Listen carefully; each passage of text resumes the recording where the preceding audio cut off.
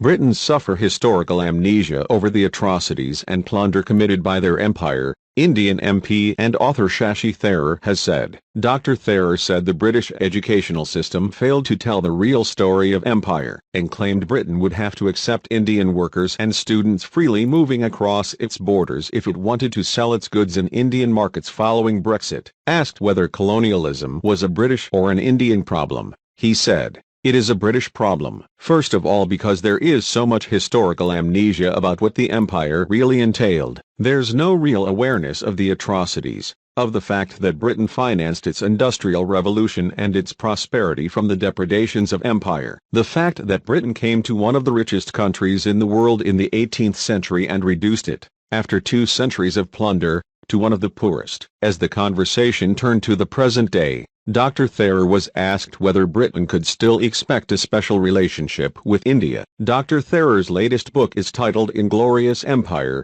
What the British Did for India. In a viral speech given to the Oxford Union last year, he noted that Britain reduced India's share of the world economy from 23% to 4%. That Britain reduced India's share of the world economy from 23% to 4%.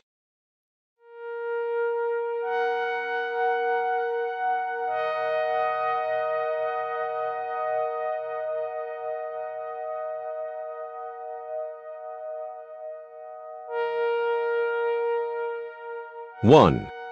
Boer concentration camps. During the Second Boer War, 1899 to 1902, the British rounded up around a sixth of the Boer population, mainly women and children, and detained them in camps, which were overcrowded and prone to outbreaks of disease, with scant food rations. Of the 107,000 people interned in the camps, 27,927 Boers died, along with an unknown number of black Africans.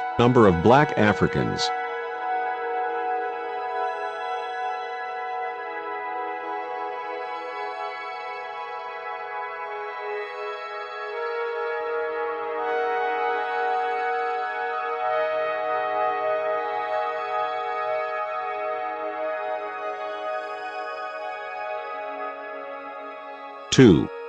Amritsar massacre. When peaceful protesters defied a government order and demonstrated against British colonial rule in Amritsar, India, on April 13, 1919, they were blocked inside the walled Jallianwala Gardens and fired upon by Gurkha soldiers. The soldiers, under the orders of Brigadier Reginald Dyer, kept firing until they ran out of ammunition, killing between 379 and 1,000 protesters and injuring another 100 within 10 minutes. Brigadier Dyer was later lauded a hero by the British public, who raised £26,000 for him as a thank you. £6,000 for him as a thank you.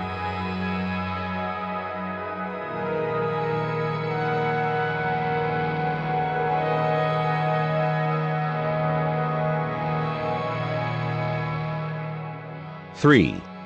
Partitioning of India. In 1947, Cyril Radcliffe was tasked with drawing the border between India and the newly created state of Pakistan over the course of a single launch. After Cyril Radcliffe split the subcontinent along religious lines, uprooting over 10 million people, Hindus in Pakistan and Muslims in India were forced to escape their homes as the situation quickly descended into violence. Some estimates suggest up to 1 million people lost their lives in sectarian killings.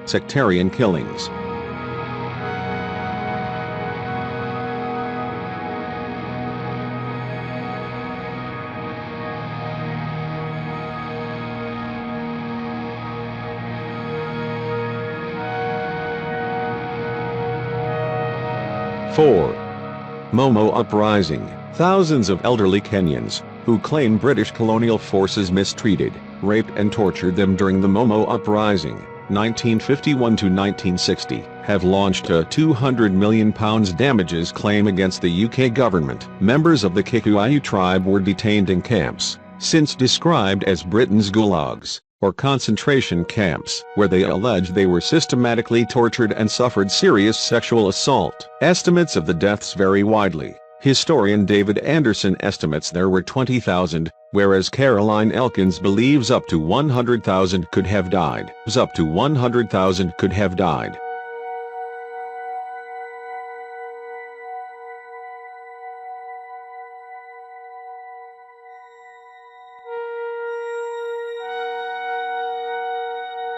5. Famines in India. Between 12 and 29 million Indians died of starvation while it was under the control of the British Empire, as millions of tons of wheat were exported to Britain as famine raged in India. In 1943, up to 4 million Bengalis starved to death when Winston Churchill diverted food to British soldiers and countries such as Greece while a deadly famine swept through Bengal. Talking about the Bengal famine in 1943, Churchill said, "I hate Indians. They are a beastly people with a beastly religion. The famine was their own fault for breeding like rabbits.